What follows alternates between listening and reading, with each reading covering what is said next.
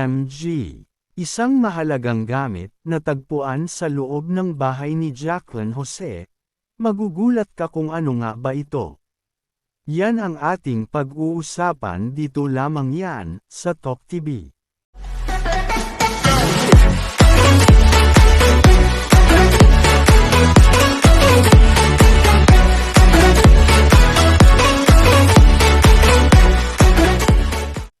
Kamakailan nga ay ginulantang ng balita ang mundo ng social media.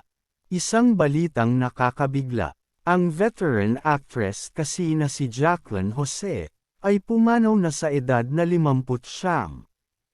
Ayon sa balita, ang aktres nga daw ay natagpuan na wala ng malay, sa tinitirahan netong bahay. Agad namang kumalat sa ibang-ibang media platform ang balitang ito, at nagpakita nga ng pakikiramay ang mga netizens. Ayon nga sa balita, ay may isang bagay nga ang nakita kay Jacqueline Jose. Nung araw kasi na nakermate ang aktres ay may nakita dito.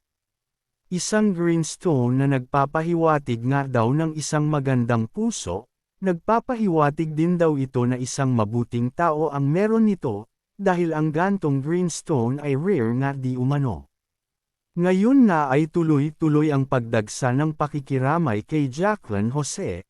Karamihan dito ay pamilya at malalapit sa buhay at showbiz industry.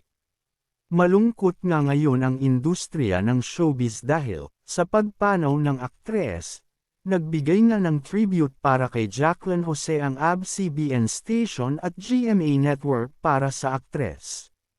Yan lamang ang ating update for today. Kung natapos ko itong video, please subscribe for more update.